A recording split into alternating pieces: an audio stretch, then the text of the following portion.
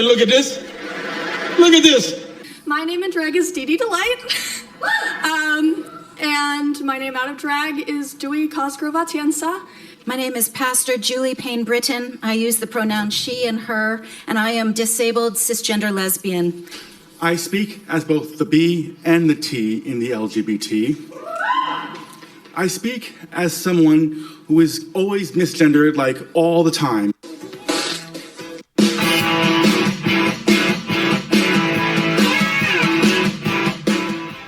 What's up, everybody? Welcome back to Opinions Vary. That's Opinions with an A. Please like, share, and subscribe. And the Democrat Party is completely lost. I think I say it almost every day now on this channel. They are just wayward. That is in Worcester, Massachusetts. So I will be scratching Worcester, Massachusetts off my possible vacation destination list, because that just became a trans sanctuary city. I don't know. I don't even know what else to say. They had a hearing yesterday, and the city council approved it by a vote of 9-2. So we're going to hear from Jesse Waters on Fox News. He's going to get into a little bit of this and his take on the Democrat Party, and nobody's really better than Jesse Waters on Fox News right now, so I like watching him. And then we'll hear from Sarah Huckabee Sanders, the governor of Arkansas. She'll join Jesse and talk about some stuff too. Let's go. The Democrat machine's been smashed to pieces, and they don't have a mechanic with the tools to fix it. Nobody watches liberal media. Lawfare's dead. All the hoaxes have been debunked. Cancel culture's canceled, and the left can't censor you.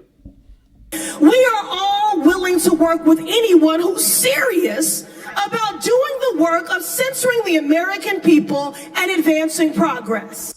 What did she just say? She said, doing the work of censoring the American people and advancing progress. Censoring the American people. Okay. Democrats lost their weapons.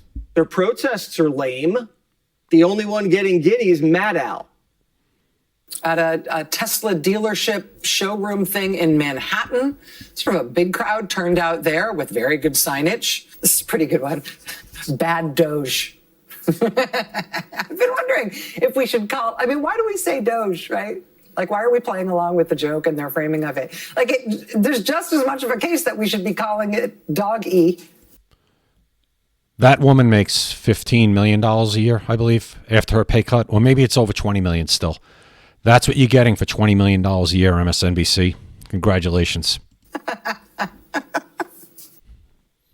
Schumer told us Democrats were getting aroused, but it turns out people are pissed. The top brass at the party's mad at liberal groups that keep calling congressional offices, telling them to fight harder. One Democrat answered the phone and said, just call the Republicans, please. Democrats have given up until the midterms, but Morning Joe isn't buying it. I'm a bit frustrated when I hear about how helpless Democrats are because they're in the minority in the Senate, because they're in the minority in the House.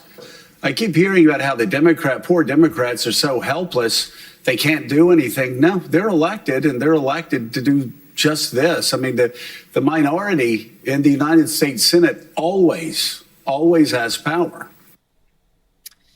Yeah, the only thing that really can stop Republicans at this point are Republicans themselves. And that's very possible. I keep saying it all the time. They are great at snatching defeat from the jaws of victory. Nobody better than Republicans, so we'll see what happens. But at this point, the Democrats, Trump has them on their heels so badly. They don't know which way to go. I keep saying it. That the only thing that could stop the Republicans are Republicans themselves right now. The only thing Schumer could cook up to fight Trump was a deep state snitch line where people were supposed to rat on Republicans, but it backfired.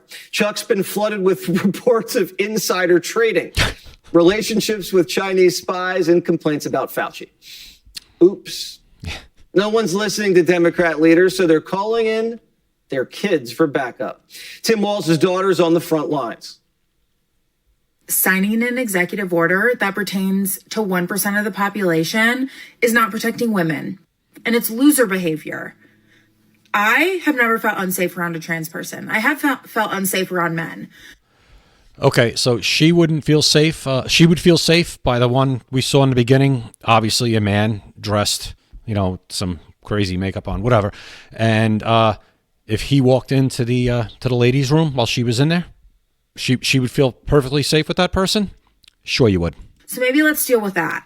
Yeah, You feel men are the unsafe problem. around men. That's why Trump's keeping them out of your locker room. Exactly what I just said. Right. Trump wants to keep that guy that was in the beginning of the video kind of moving all over the place, looking like he was on something and totally ridiculous. He's trying to keep that guy. He's keeping that guy out of your bathroom, out of your locker room, out of your shower. And you're talking about that you're afraid around just men? Really? Interesting. Protect you, whether you like it or not. Right. But there's a small feisty group of people that want to change that. Worcester, Massachusetts, This is like Halloween. vote on whether it should become a transgender sanctuary city. Normally I would say good evening, but through the chair I will only impart my sour grapes. My name in drag is Dee Dee Delight. And my name out of drag is Dewey Cosgrove Atienza. My name is Pastor Julie Payne Britton. I use the pronoun she and her, and I am disabled cisgender lesbian. I speak as both the B and the T. Right. This is the person Trump wants to keep out of girls' locker rooms, and Democrats have a problem with that. Okay. In the LGBT. Keep it up. I speak as someone who is always misgendered, like all the time. People refer to me as sir when I prefer to be referred to as ma'am. Well, sorry, but, never mind. That's the new face of the resistance. Right. The golden age put him in a dark place. I'm shaking right now. I don't want to be here. I'm sorry, am I taking too long pleading for my life? I need the city to protect me because the federal government won't. And if you think you're afraid of Trump, you should see how afraid of Trump I am. Okay, here's where it makes no sense, but let's just point out one way how. You're afraid of what? You are standing in the United States, in Massachusetts, in a town hall, a city hall, dressed however you want, saying whatever you want, and nothing's happening to you. Wow, isn't that incredible? No one's coming for you. No one. You want to walk around like this, you are more than free to walk around like this. Now, everybody around you, however, doesn't have to accept it. Doesn't mean they can harm you in any way. No, they shouldn't. But they don't have to accept whatever you're going through as their reality or reality itself. If you want this to be your reality, you are free to do so. And you will deal with the ramifications that might come with that. Like maybe somebody doesn't want to hire you for a job. Maybe somebody doesn't want you babysitting their children. I don't know what the ramifications will be. That's up to the person you're dealing with. That's up to them. But the rest of society doesn't have to, like I said yesterday, coddle this and accept this as something we're going to adjust to. No, we don't have to adjust to this. We don't have to. Again, nobody should be physically harming you or even yelling at you or harassing you in any way because you want to be like this. Just don't force it upon everybody else and you'll be fine. Nobody's coming for you, trust me. Better prepare for trans people to make this a very unsafe space. She's the one who just threatened violence right there. So let's go back to what she said. Because the federal government won't. And if you think you're afraid of Trump, you should see how afraid of Trump I am. You better prepare for trans people to make this a very unsafe space. Okay, so if you don't get what you want, you're the one that's threatening violence. See, right there, if this city hall or whatever this is had any kind of integrity or it was actually, based in reality itself, she would have been arrested. But, that's not how we operate in this country anymore. We don't operate. We're not a serious country right now in some places. Well, we're getting back there, but in places like this, Worcester, Massachusetts, obviously not a serious place. Hey guys, if you're still watching, I really appreciate it. Please like, share, and subscribe. Hit the like button right now. Subscribe. I do one video a day at least. If I don't do one video, it's because of circumstances that were beyond my control and I couldn't get it done. But please like, share, and subscribe and help me grow this channel. I appreciate it. I do not want to be here. It's my day off.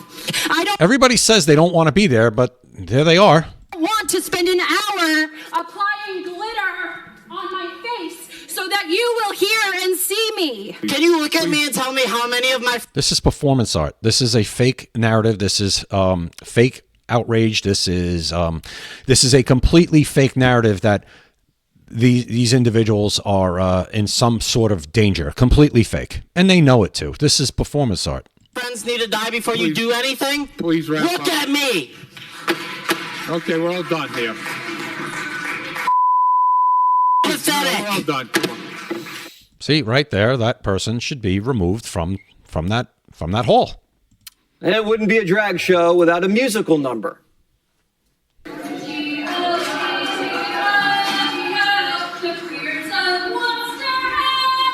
Oh my gosh. All Democrats know how to do is swear, sue, and sing. And Worcester saw all that and sided with the drag squad. It's now a trans sanctuary city. But that's not going to stop Trump from penetrating the city lines. If illegals can't hide from Homan in Chicago, men can't sneak into girls' bathrooms in Massachusetts. This is a desperate play. We're less than a month into Trump's presidency, and they're making new sanctuary cities and calling for reparations. Our government, no matter who is in power, has an obligation to right these wrongs, to provide reparations for descendants of enslaved Africans, to eliminate the racial wealth gap, to uplift the Black community. White supremacy is rampant in this country. Just look at the current administration. Again, another fake narrative. Completely fake. It's not reality. The Democrats are quickly spiraling into a radical fringe party. Excellence scares Donald Trump. It scares Stephen Miller, and it scares Elon Musk. Yeah, black excellence scares Donald Trump so much that he used to. You can't make this stuff up. You can't make this stuff up. It's actually slanderous. Because you know what? Deep down, they recognize their own mediocrity. While Democrats are complaining, Trump's Elon Musk is mediocre, everybody, just so you know. working around the clock. He held a press conference at 10 o'clock at night to welcome home Mark Fogel, an American hostage he promised to free during the campaign. Fogel was arrested by Russia in 2021 and then detained for 3 years.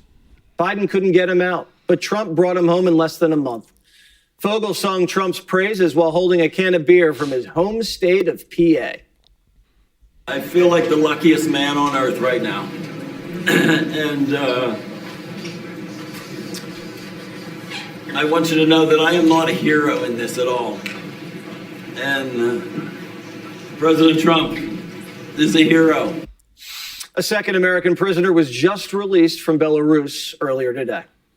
Trump's motor won't stop running. Even his own family's impressed. Grandpa hardly sleeps. Yeah, he's a whole different animal. Like, I mean, during the end of the campaign, when I watched a 78-year-old man do 2 all-nighters in a row, and then like I'm dying. We're on the plane coming back, and he puts on music, and he's doing like Trump DJ night. I'm like, I just want to go to bed. The guy, after 2 all-nighters, goes right on like national television, like morning shows, where it matters. It's crazy for like what he does and his age. It's crazy at any age. I say it all the time. I say it in almost every video at this point. And I said it in my, I'll put it up top, my term limits video that I did a couple of days ago. Trump is an anomaly. He is a flat out anomaly. There is nothing like it that I've ever seen that somebody at that age, forget about any age, at that age, that simply just doesn't stop. He doesn't stop. I think it's crazy. Arkansas Governor Sarah Huckabee Sanders is a former White House press secretary. How are you, Governor? I'm doing great. Thanks for having me on tonight. Do you have any trans sanctuary cities in Arkansas? No. We most certainly don't. And all that I see when I'm watching these desperate political stunts is a reminder of how thankful I am that Donald Trump is in the White House. Honestly, it is sad and laughable what is taking place and just shows how out of touch the woke left really is. After losing so badly in November, you would think that they might try to change tactics, change courses, but they don't. While they're having these ridiculous displays, Donald Trump is literally freeing hostages and welcoming them into the White House. What a contrast, what a difference of what real leadership looks like. And I'm thankful that we have Donald Trump back there fighting for all of us. Yeah, freeing hostages is not a Republican or Democrat issue. Neither is cutting waste, fraud, and abuse. Why do you think, Governor, the Democrats are moving radical left? They just got whacked in November, and now we're hearing about reparations, trans sanctuary cities, and God knows what else. I'm honestly almost at a loss for words. It's truly baffling. Right. Exactly. I keep asking myself the same question. Who in the Democrat Party is going to step up and stop this stampede, this train from running, taking the track right off the cliff? Who's going to stop it? To see that they don't understand where the American public is. Donald Trump won an overwhelming victory because people wanted something different. They wanted somebody who would actually secure our borders instead of opening them up wide. They wanted somebody who would be respected across the globe. They wanted somebody who would bring our people back home, bring law and order to our country, and get rid of the absolute waste. America's $36 trillion in debt. We should be looking at all of the waste and the fraud. The president is spot on to go after all of these insane programs, get rid of them, and make sure we're actually using taxpayer money wisely. He has not stopped since the day he stepped into office, and I don't think he's going to over the next 4 years. I think that the Democrats are terrified at what all he's going to find. Maybe they're using this as a distraction. It's really the only thing I can think of that makes sense why they're continuing down this road. Yeah, they definitely are acting guilty. Yeah, 100%. Thou doth protest too much when it comes to Elon Musk just looking at the books. It's something like, I think Maxine Waters might have said it out loud. She says, we don't know what we don't know. They could find everything out about us. They go in the bank accounts. There's something like that, like almost like saying the quiet part out loud. Like, oh, you mean you don't want them digging into your bank account, Maxine? Why? When Musk comes knocking at the Fed's door, you gonna let him in? I don't have anything for you on that. Would you like to tell us today that you won't let Doge into the Federal Reserve or have access to the systems and the data? So I don't have any, we've had no contact, and I don't really have, I have nothing for you to report today on that. Well, you know what happened at Treasury, and you know what happened over at the CFPB, and the people of this country are being violated because all of our privacy is being taken up by Elon Musk and Trump, and we don't know what all they have on us, our bank accounts, everything that in our lives. So they could go look at my bank account. There's really nothing to hide. It's pretty straightforward. If they want to look at it and put some money in, go right ahead. But I'm really not worried about it if the federal government looks at my bank account or audits me. I have really nothing to hide. Like they got caught with their hand in the cookie jar. Real quick, because we got to go. What is the one thing you notice differently about Donald Trump in the second term?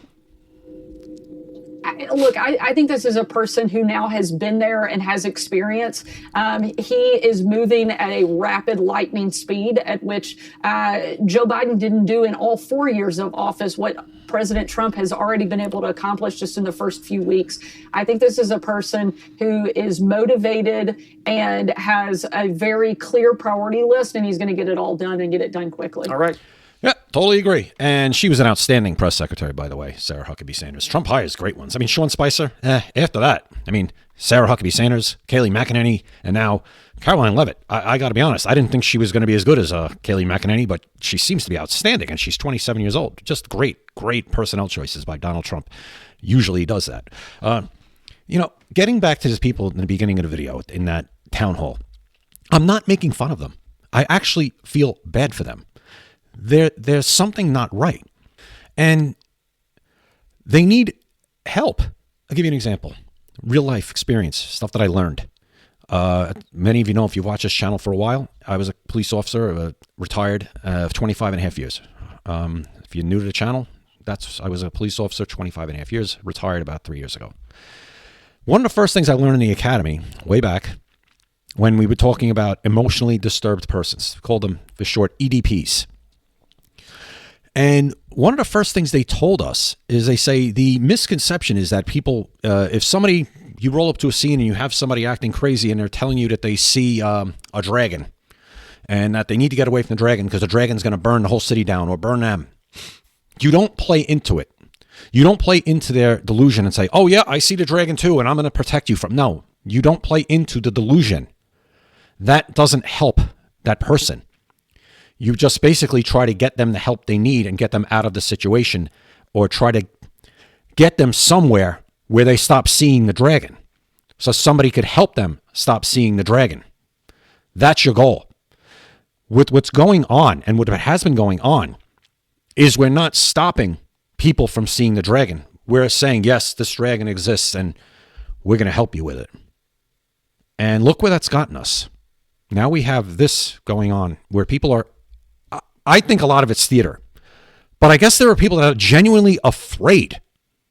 And there are people that make money off of making those people feel afraid and hoping they stay afraid. It's a grift also. Just like I think DEI is a grift. It's the same kind of thing. It's become an industry now.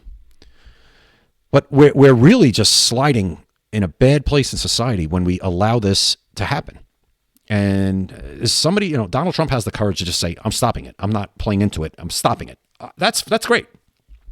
When is somebody going to come out and say, no, we need to get these people help? We have a mental health problem in this country. And these people need help. They need to see somebody. They need to talk to somebody, a professional. When do we start saying that? When is that going to become mainstream? When is somebody going to have the courage to step out there and say it? Because that's true. Anyway, let me know what you guys think in the comments. I appreciate you watching. Please like, share, and subscribe. And I'll see you next time right here at Opinions Vary. Opinions vary.